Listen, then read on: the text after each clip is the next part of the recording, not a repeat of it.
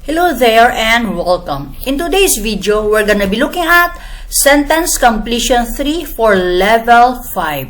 So, let's dive in. Directions. Complete the sentence using the word or set of words for each blank that best fits the meaning of the sentence as a whole. You have 5 seconds to give your answer before I'm gonna move on to the next item and give you the correct answer. If you think 5 seconds is not enough, you can pause the video. Number 1. Chris and Mackenzie were both blank, so they decided to purchase blank to share. A. Thirsty, a beverage. B. Hungry, a soda. C. Exhausted, a meal. D. Starving, medicine. E. Confused, a snack. Answer is letter A. Thirsty, a beverage. Number 2. Martin is not old enough to vote, live alone, or even drive since he is still blank. A. An employee. B. A minor. C. An heir. D. A male. E. An adult. Answer is letter B. A minor. Number 3. The classroom seems blank today because all of the desks are in an unusual arrangement and everything feels mysterious. A. Commonplace. B. Luxurious. C. Miniature. D. Peculiar. E. Ordinary. Answer is letter D. Peculiar. Number 4. People always say that I look just like my mother, but I think I blank my father. A. Resemble. B. Imitate. C. Match. D. Compared to. E. Duplicate. Answer is letter A. Resemble.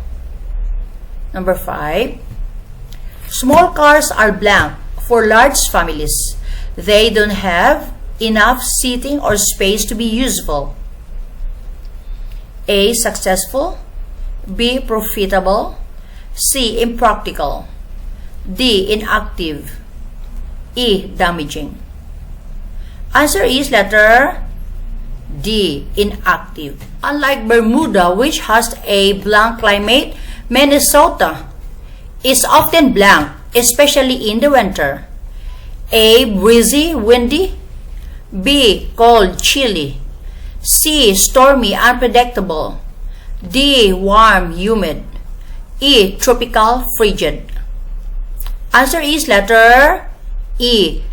Tropical and frigid. Number 7. Blank contains list of words that have similar meanings. A student can use one to find blank to use in his or her writing. A. An atlas, maps. B. A thesaurus, synonyms. C. An encyclopedia, homonyms. D. A dictionary, locations. E. A textbook, translations.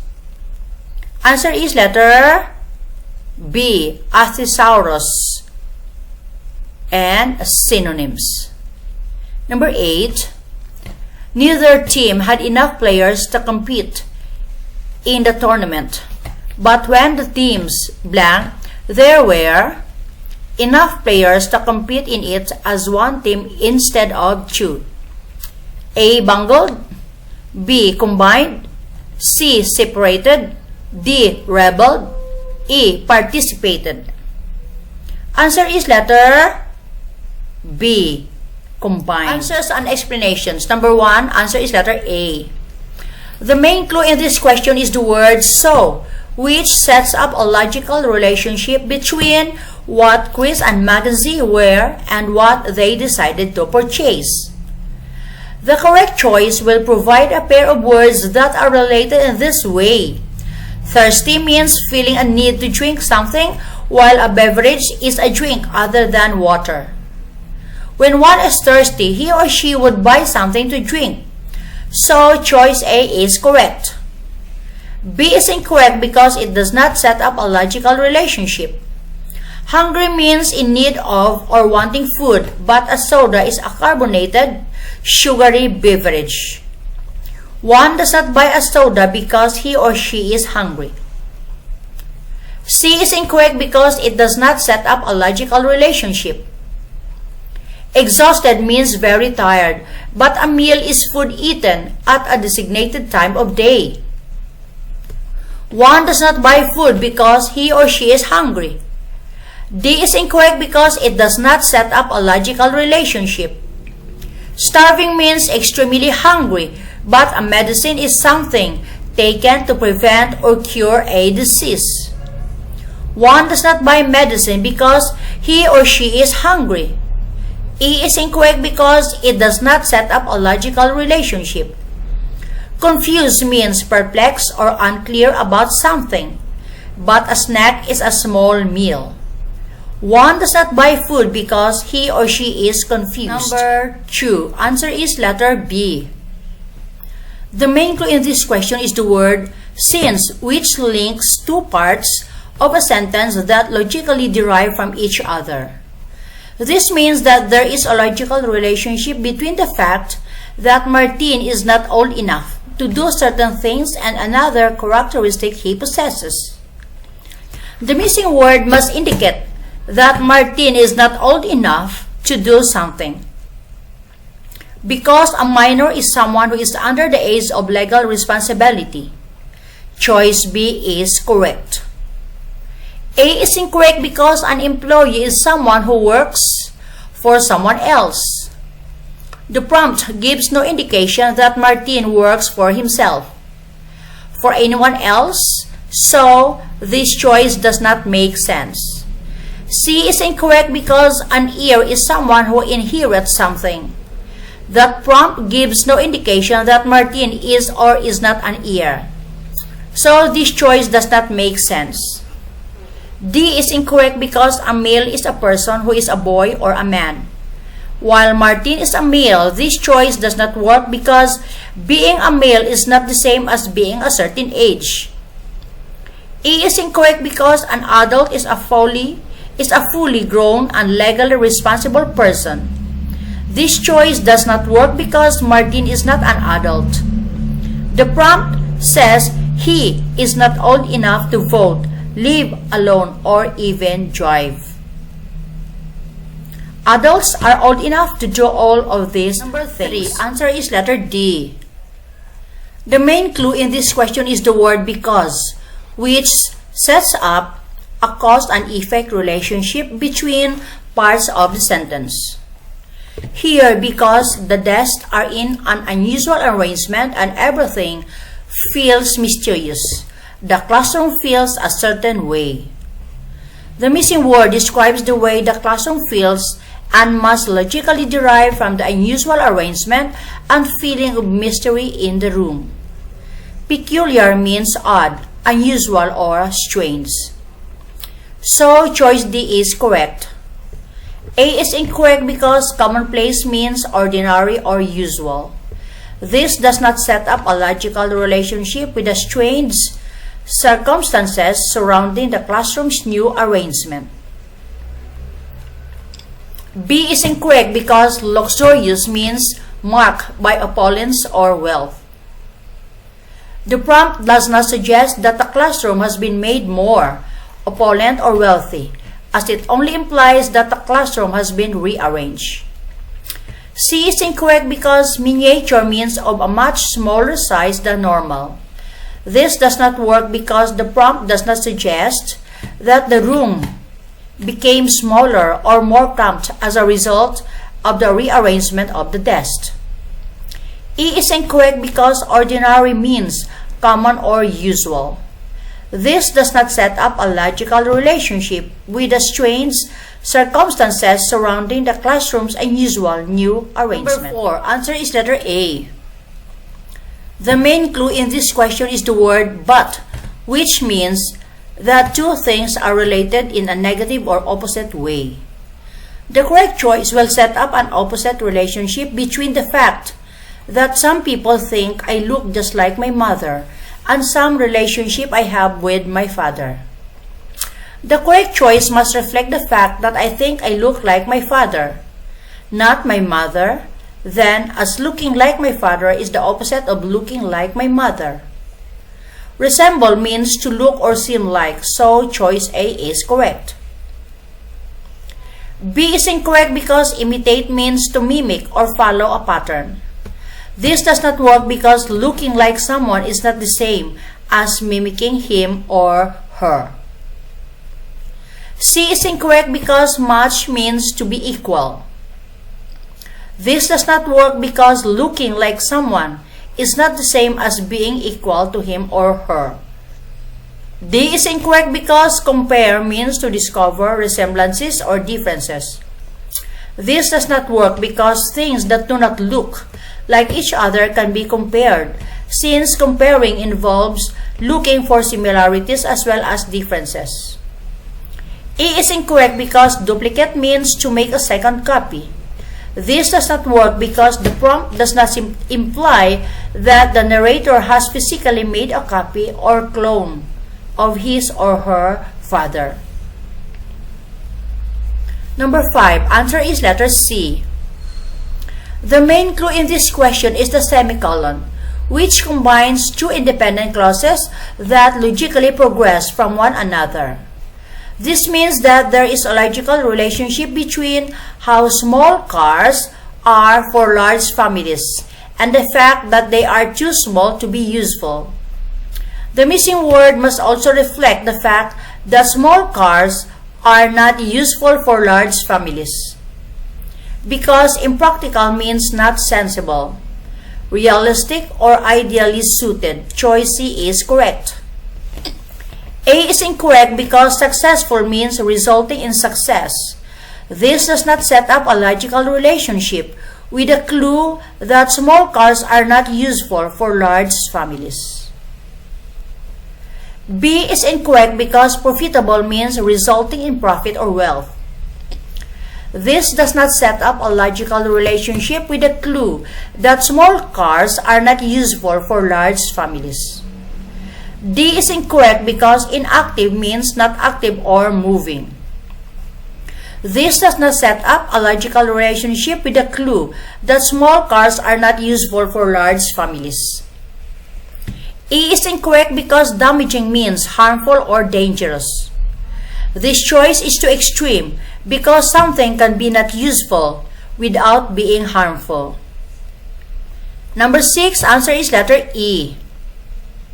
The main clue in this question is the word unlike, which sets up a negative or opposite relationship. Here, there is an opposite relationship between Bermuda's climate and Minnesota's, meaning the correct choice will provide a pair of opposites. Tropical means hot and humid, while frigid means very cold. These are opposites, so choice E is correct. A is incorrect because it does not provide a pair of opposites. Breezy means pleasantly windy, while windy means marked by winds or gusts of air. These words have almost the same meaning, not opposite meanings. B is incorrect because it does not provide a pair of opposites. Cold means not warm or hot, while chilly means cold. These words have similar meanings, not opposite meanings. C is incorrect because it does not provide a pair of opposites. Stormy means characterized by storms or violent gusts of wind and rain, while unpredictable means not able to be foreseen or predicted. These words have no clear relationship. D is incorrect because it does not provide a pair of opposites. Warm means relatively hot or not cold, while humid means moist or marked by moisture in the air. These words have no clear relationship. Number 7, answer is letter B. The main clue in this question is the semicolon, which combines two independent clauses that logically progress from one another. This means that there is a logical relationship between something with lists of words that have similar meanings, and what a student can find in that thing.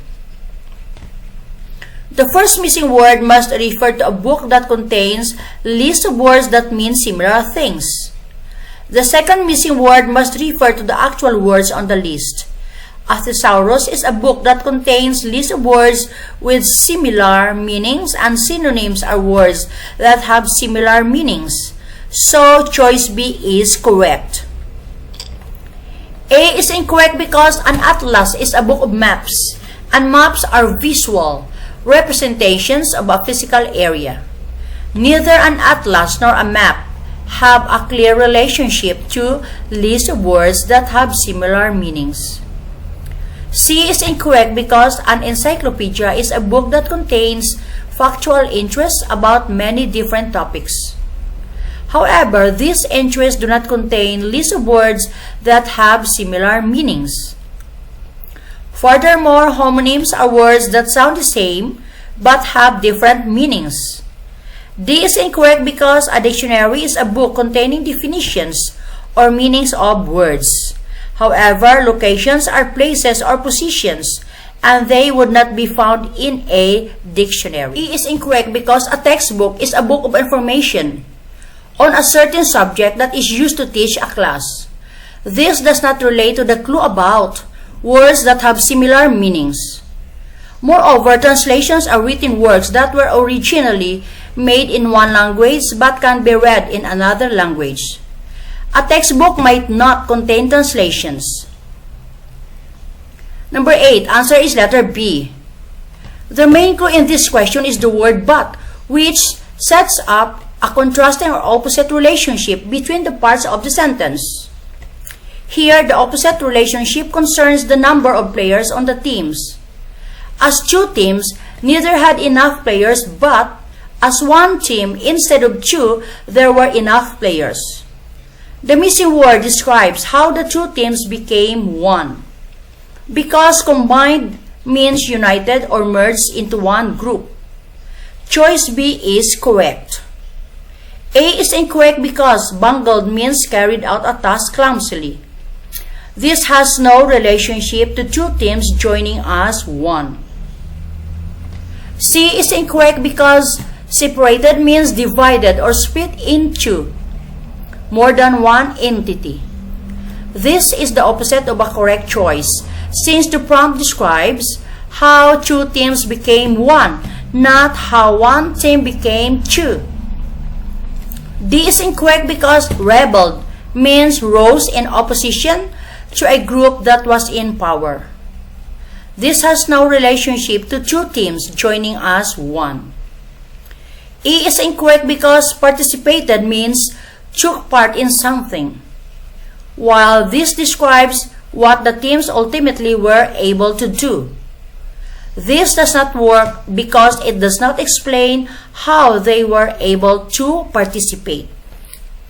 So there you go, guys. That's the end of this video about sentence completion 3 for level 5. I hope you found this helpful, and if you like this video, please do subscribe, share, like, and let me know your thoughts and questions. Love to hear from you.